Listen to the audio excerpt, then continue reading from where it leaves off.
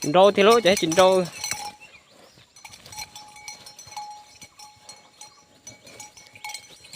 Chín xa hả?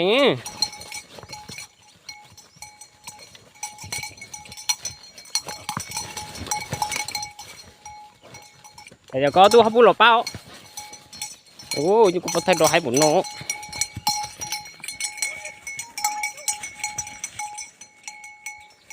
Giá hả?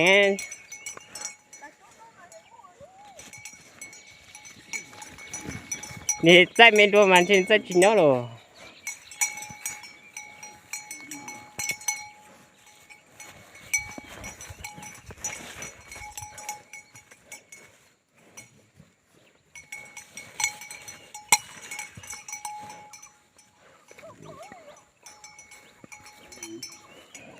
Thì chạy mấy đồ ta chạy rõ rộng đồ thì chạy nè. Đâu tụi tôi rõ.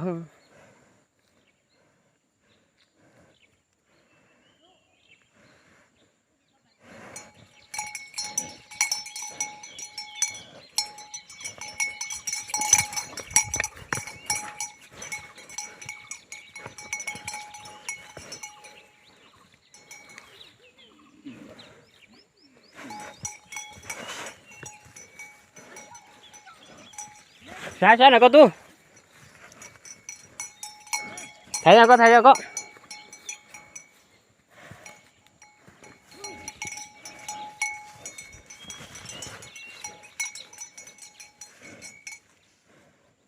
Thì đúng là đúng rồi, rụng đồ vô.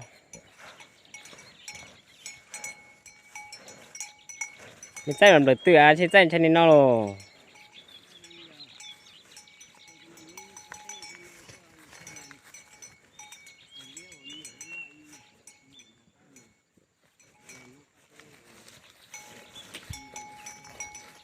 Mẹ này lót chỉ mua kìa.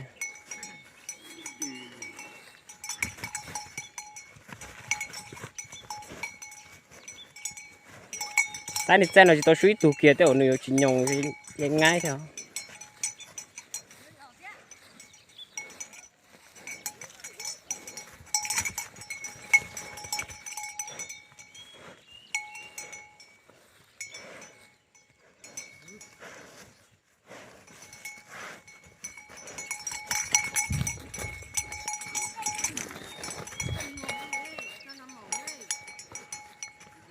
Nên đu là chỉ vua hay tại này đu như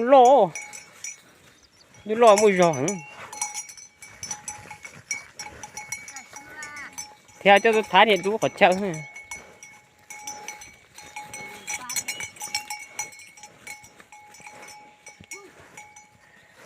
Tụi tôi nó tồn để dân không à.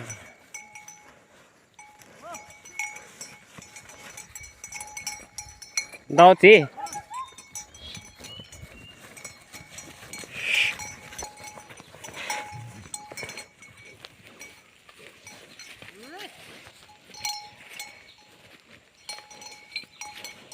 Thái mà tu. Con nát thì thái à.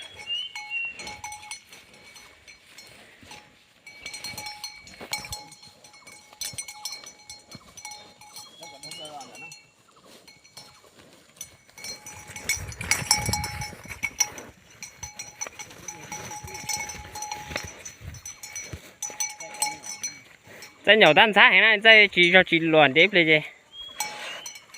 Một lóc chị. Chạy cực thiệt à.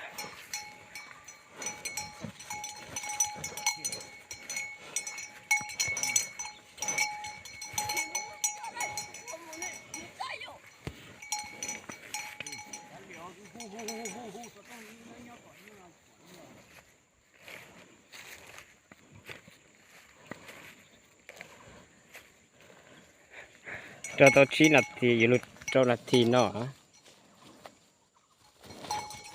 thế có từng không à.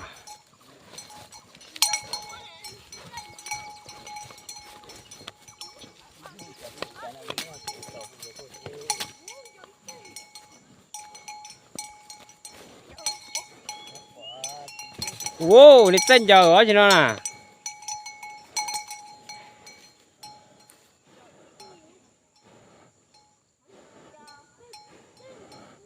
Cho bốc cú á, giờ vào này đu bốc cú về gì. 你这个么子送小，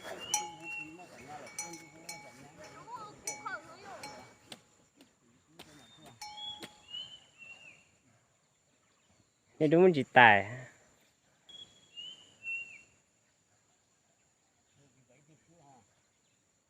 ，đuôi tè này đuôi chỉ cả bu lò, đuôi thấy bị con lò còn trâu chúa, tao này trai còn trai,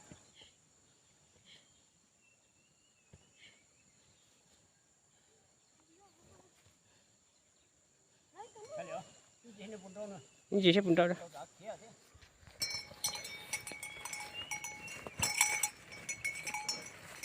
Người ta chỉ chơi giờ cuốn ha. Người ta muốn nhìn trai thế à?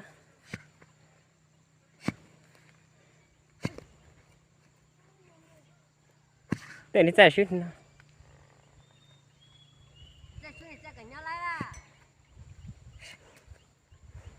Người ta nửa trâu mà nó chín trâu nó.